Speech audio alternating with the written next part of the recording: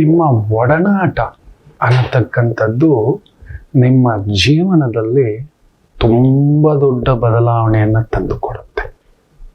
ನಿಮ್ಮ ಒಡನಾಟ, ಒಡನಾಡಿಗಳು, ಓಡಲು ನಿಮ್ಮ ಹೃದಯಕ್ಕೆ ತಕ್ಕಂಥ, ಹೃದಯದ ಭಾವನೆಗಳಿಗೆ ತಕ್ಕಂತೆ, ಸಂಬಂಧಗಳಿಗೆ ತಕ್ಕಂತೆ ಒಂದು ಸಂಬಂಧಗಳಿಟ್ಕೊಂಡಿದ್ರೆ ಮಕ್ಕಳೇ, ನೀವು ಅದಾಗ್ತೀರಿ. ನೆನ್ಪಿಟ್ಕೊಳ್ಳಿ, ಅದು ನಿಮ್ಮ ತಾಕತ್ತು.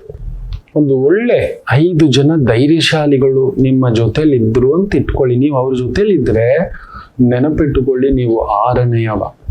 ಧೈರ್ಯಶಾಲಿಗಳಲ್ಲಿಯೇ 6ನೇಯವ. ರಾಮಚಂದ್ರರು ನೋಡಿ, ಧೈರ್ಯ ಕುಸಿದಾಗ ಜೊತೆಲಿದ್ದಿದ್ದು ಯಾರು? ಲಕ್ಷ್ಮಣ. ಅಣ್ಣ ನಾನಿದ್ದೇನೆ.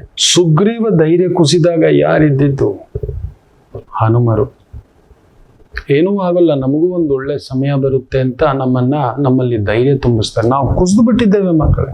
ಹೌದು, ಆ ವಾಲಿಯ ತಿವಿತ, ರಾವಣಾಸುರನ ಆ ಒಂದು ಕದ್ಕೊಂಡು ಹೋಗೋದು ಸೀತಮ್ಮ, ಆಗ ಯಾರಿದ್ದಿದ್ದು? ರಾವಣರ ಜೊತೆ. ರಾಮರ ಜೊತೆ ಯಾರಿದ್ದಿದ್ದು? ಯೋಚನೆ ಮಾಡಿ. ಒಂದು ಧೈರ್ಯ, ಒಂದಿಬ್ಬರು ಇಲ್ಲ 5 ಜನ ಧೈರ್ಯವಂತರ ಜೊತೆಯಲ್ಲಿ ನೀವಿದ್ರೆ ನೀವು 6ನೇಯ ಧೈರ್ಯವಂತ, ಮಹಾಧೈರ್ಯವಂತ ವ್ಯಕ್ತಿ ಆಗ್ತೀರಿ. ಏನು ಅನ್ಸಲ್ಲ. ಅವ್ರು ಯಾವಾಗಲೂ ಧೈರ್ಯದ ಮಾತೆ ಮಾತಾಡೋದು. ಯಾವ ರೀತಿ ಪ್ರಾಬ್ಲಮ್ನ ಸಾಲ್ವ್ ಮಾಡೋಣ, ರಿಸಾಲ್ವ್ ಮಾಡೋಣ, ಯಾವ ರೀತಿ ಫೇಸ್ ಮಾಡೋಣ ಅನ್ನತಕ್ಕಂಥ ಭಾವಾರ್ಥಕ್ಕೆ ಒಳಗಾಗ್ತಾರೆ. ಬಳಸ್ತಾರೆ. ಹಿಂಗೆ ಮಾಡೋಣ ಬಾರ. ನೀವು ಅದೇ 5 ಜನ ಪುಕ್ಕಲರ ಜೊತೆ ಇದ್ರಿ ಅಂತ ಇಟ್ಕೊಳ್ಳಿ. ನೀವೆಷ್ಟೇ ಧೈರ್ಯಶಾಲಿ ಇದ್ರು, ನಿಮ್ಮ ಜಾತಕ ಏನೇ ಇದ್ರು, ನೀವು ಪುಕ್ಕಲರಾಗ್ಬಿಡ್ತೀರಿ. ಏನಕ್ಕೋ ಮಾಡಕ್ ಹೋದೇನೆ, ಧೈರ್ಯ ನಿಮ್ಮನ್ನ ಕುಗ್ಗಿಸ್ಬಿಡ್ತಾರೆ. ಮಾಡೋಕ್ ಬೇರೆ ಕೆಲಸ ಇರ್ಲಿಲ್ವಾ? ನನಗೂ ಅಂದಿರೋದುಂಟು. ಈ ದಾಶರಥಿ ವಿಚಾರದಲ್ಲಿ, ಇನ್ನೊಂದು ಹಲವಾರು ವಿಚಾರದಲ್ಲಿ. ಆದರೆ ನೆನಪಿಟ್ಟುಕೊಳ್ಳಿ, ಒಳ್ಳೇದ್ ಮಾಡ್ಲಿಕ್ಕೆ ನಾವು ಯಾಕೆ ತಲೆ ಕೆಡಿಸ್ಕೋಬೇಕು ಮಕ್ಕಳೇ? ಒಳ್ಳೆಯವ್ರ ಜೊತೆಲಿದ್ರೆ 5 ಜನ ಒಳ್ಳೆಯವ್ರ ಜೊತೆಲಿ ಇದ್ ನೋಡಿ, ನೀವು 6ನೇಯ ಒಳ್ಳೆಯವನ್ ಕಾಣು, ಆಟೋಮ್ಯಾಟಿಕಲಿ ನಿಮ್ಮಲ್ಲಿ ಅದು ಬಂದ್ಬಿಡುತ್ತೆ. ಆ ಒಳ್ಳೆತನ ಬಂದ್ಬಿಡುತ್ತೆ. ಅವರ ಗುಣವಿಶೇಷಗಳು ನಿಮ್ಮ ಮೇಲೆ ಇನ್ಫ್ಲುಯೆನ್ಸ್ ಆಗುತ್ತೆ.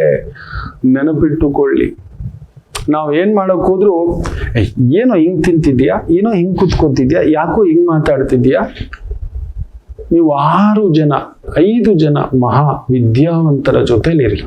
ಆ 5 ಜನರ ಆ ಅನುಭವ, ಆ ತಾಕತ್ತು, ಆ ಸಾಮರ್ಥ್ಯ ನೆನಪಿಟ್ಟುಕೊಳ್ಳಿ. If you are with good people, you will become one of the best person. You will become one of the best person.